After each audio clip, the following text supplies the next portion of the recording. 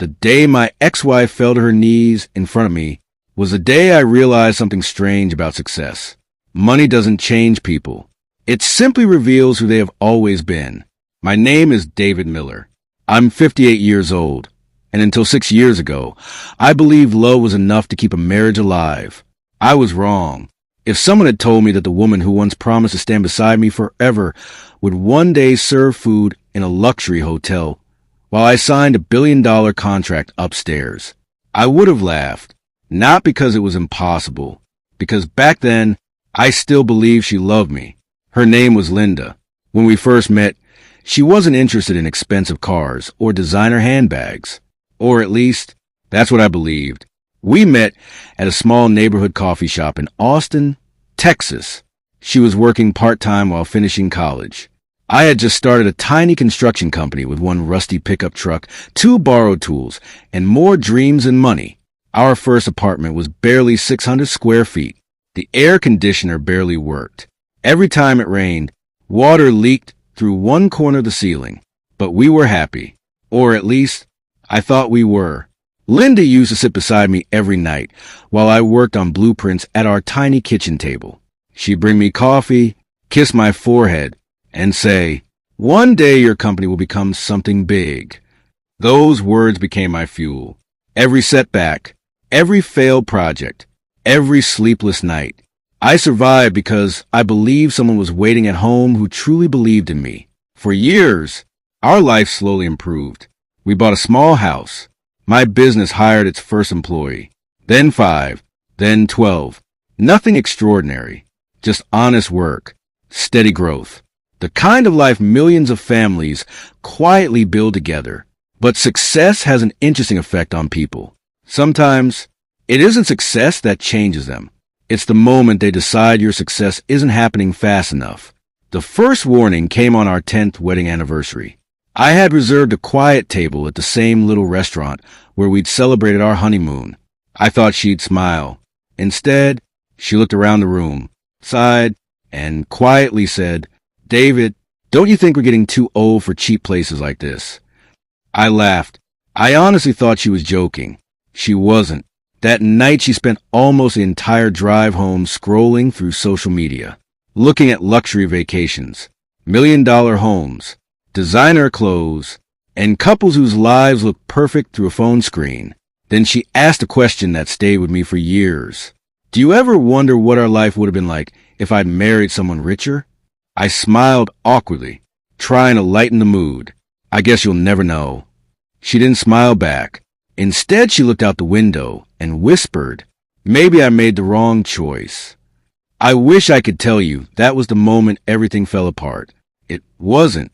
The real danger in marriage is rarely one painful conversation.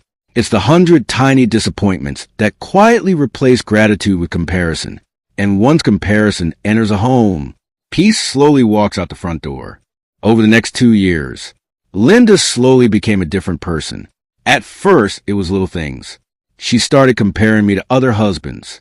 Karen's husband just bought her a new Mercedes. Did you see Mark's vacation in Italy? The Johnsons moved into a $5 million house. Every conversation somehow ended with someone else's success. I kept telling myself she was just frustrated. So I work harder, longer hours, more projects, less sleep. I miss birthdays, cancel vacations, skip family dinners. Not because I loved money, because I loved my wife. I wanted to give her everything she dreamed about. But there was one dream I couldn't buy. Contentment. No matter how much our life improved, the finish line kept moving. Then one evening, everything changed. I came home carrying a bottle of champagne. My biggest client had just signed a contract worth almost $12 million. It was the largest project my company had ever won. I couldn't wait to tell Linda. She was sitting on the couch looking at luxury homes on her tablet. I smiled. "We did it." She barely looked up. "What did we do?" "My company landed the Riverside project." She nodded politely. "That's nice." Then she went back to scrolling. I stood there holding the champagne, waiting for the excitement that never came. Finally, I asked, "Isn't this what we've been working toward?" She sighed. It's just another construction contract, David.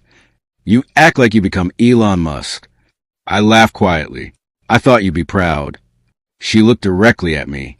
I would have been 10 years ago. Those 6 words hurt more than any argument we'd ever had. For the first time, I wondered if she still saw the man she had married, or just the man she wished she'd married instead.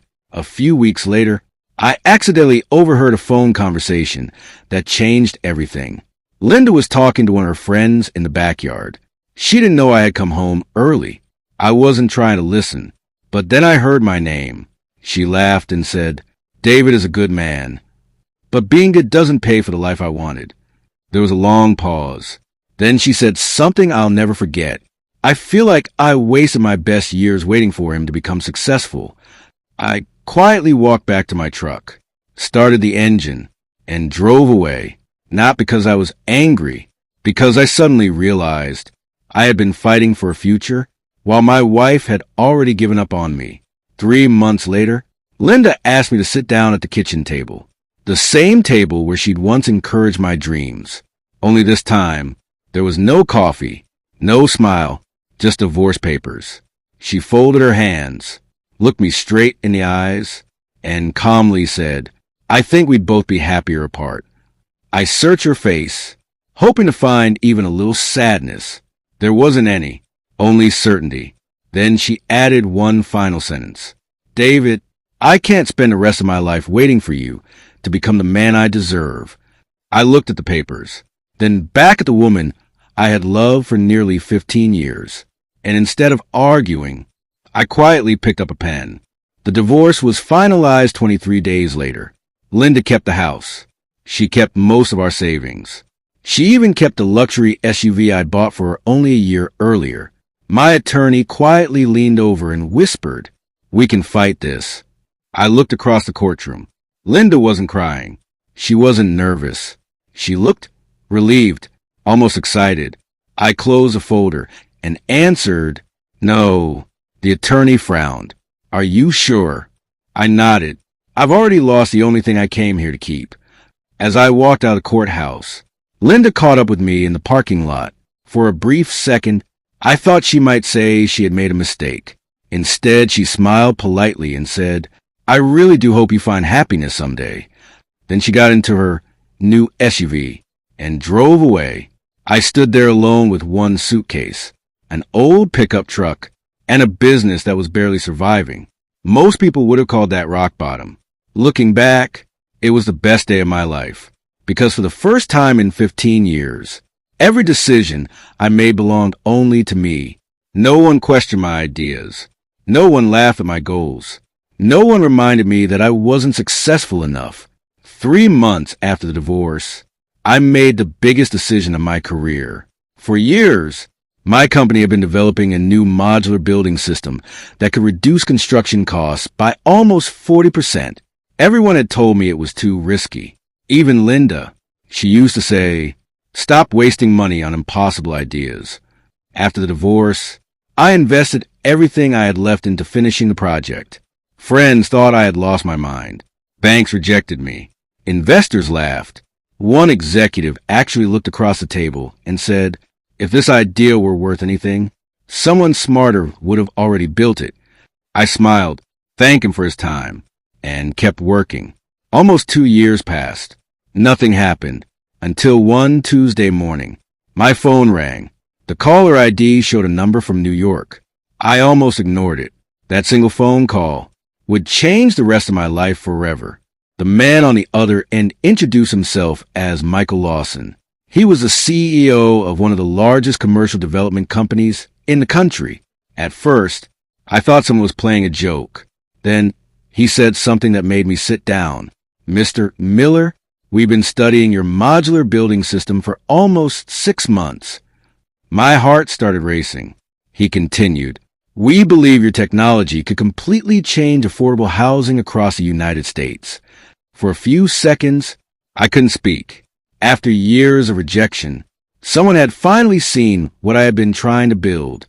A week later, I flew to New York. The meeting lasted almost 4 hours. Engineers, architects, financial analysts, Everyone asked questions. Not one of them laughed. When the presentation ended, Michael closed the folder in front of him, looked directly at me, and asked, "David, what would it take for you to sell the company?" I smiled. "I never planned to sell it." He smiled back. "Then perhaps we should become partners."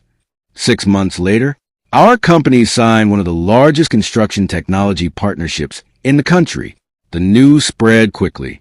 Television interviews, business magazines, industry conferences. For the first time in my life, people weren't introducing me as a small contractor. They were calling me an innovator. Within 3 years, our technology was being used in more than 30 states. The company expanded internationally. Then came the announcement that changed everything. A global investment firm acquired a minority stake in the business. The official valuation, $2.8 billion. I remember sitting alone in my office after the announcement. Everyone expected me to celebrate. Instead, I quietly looked at an old photograph. It was Linda and me standing in front of our very first apartment. She was smiling. I was holding a toolbox. For a moment, I missed the woman she used to be, not the woman she became. Then I folded the photograph, placed it back inside the drawer, and went back to work. Because success has a strange way of teaching you something. The people who leave during construction rarely deserve to stand inside the finished building. 5 years after the divorce, I received an invitation from the Grand Regency Hotel in Chicago. Our company had been selected to receive the National Innovation Award. More importantly, that evening we were scheduled to finalize a multi-billion-dollar international partnership. It was the biggest deal of my career. When my black SUV pulled up to the hotel's entrance, security was already waiting. Not because I had asked for special treatment, because the investors had. As I stepped out, camera flashes filled the entrance. Business reporters shouted questions. Executives shook my hand. To them, I was the founder of one of America's fastest growing construction companies. To myself, I was still the man who once drove a rusty pickup truck home to a tiny apartment. Inside the hotel, the general manager personally greeted me. "Mr. Miller, your guests are waiting in the VIP dining room." I nodded. As we walked through the lobby, I noticed something strange. A waitress standing near the service station had completely frozen. She was staring at me. I looked again. My footsteps slowed. It was Linda. Time had changed both of us. There were more gray hairs, more wrinkles, but I'd recognize those eyes anywhere. She looked down at the tray she was holding, as if hoping I hadn't seen her. The hotel manager quietly whispered, "She's one of our newest employees." I said nothing. We continued walking. A few minutes later, I was seated inside the private VIP dining room with investors from 3 different countries. Contracts worth billions of dollars rested on the table. The waiter had just poured water into my glass when one of the security guards leaned toward me. "Mr. Miller," he whispered, "there's a waitress outside asking if she can speak with you." I already knew who it was. For several seconds, I simply stared at the city lights through the window. Then I quietly replied, "Let her in." The room suddenly became silent. Every executive looked toward the door, and a few seconds later, Linda slowly walked inside. Linda walked into the room slowly. She looked at the expensive suits, the executives, the security guards, and finally, at me. For a long moment, neither of us said a word. Then tears filled her eyes. "David," she whispered, "I never thought I'd see you again." The investors looked at me, waiting to see what I would do. I smiled politely. "Gentlemen, would you give us 5 minutes?" Without asking questions, they stood up and quietly left the room. The guards closed the doors behind them. Now it was just the 2 of us. Linda couldn't hold herself together anymore. She fell to her knees. "I'm sorry. I was wrong. I thought success was about money. I thought someone else could give me a better life. I lost everything." For a few seconds, I simply looked at her, not with anger, not with satisfaction, just with sadness. Finally I spoke. "Stand up, Linda." She shook her head. "I don't deserve to." I repeated calmly, "Please, stand up." She slowly stood. Her hands were shaking. I walked toward the window, looking out over the city lights. Then I quietly said, "Do you know why I agreed to let you come in?" She wiped her tears away. "No, because 6 years ago, I walked out of a courthouse believing I had failed. I wanted to see whether time had changed both of us." She looked hopeful. "Has it?" I turned toward her. "It changed me. It only changed your circumstances." She looked confused. I slowly opened the leather folder lying on the table. Inside were the partnership documents. Across the top, the company valuation was printed in bold letters. $2.8 billion. Linda covered her mouth. Her legs almost gave out again. I gently closed the folder. "Today, that company belongs to me." She began crying even harder. "I made the biggest mistake of my life." I nodded. "You did." Then I reached into my briefcase and pulled out another envelope. She stared at it. "I don't understand." I placed it on the table between us. "If today you had walked into this room, looked me in the eyes, and simply said, 'David, I'm happy your life turned out well,' without asking about money, without asking about my company, without asking what I own." I paused. "I would have signed these papers." She looked down. Inside the envelope were documents transferring 10% ownership of my charitable foundation, worth more than $200 million. I wanted that foundation to help widows, single parents, and families rebuilding after losing everything. I wanted you to lead it. Linda stared at me in complete disbelief. I quietly took the envelope back. "But the first thing you asked was whether I was happy. It wasn't whether I had found peace. You only wanted to know whether I had become rich." Silence filled the room. Then I spoke one final time. "Linda, the person who abandons you during the years you're building your future doesn't deserve to arrive after it's already built." I nodded toward the door. The guards opened it. As Linda slowly walked away, I stopped her with one last sentence. "I forgive you." She turned around. Hope appeared on her face. Then I finished. "But forgiveness and another chance are not the same thing." She lowered her head, walked out of the room, and disappeared behind the closing doors. A few minutes later, the investors returned.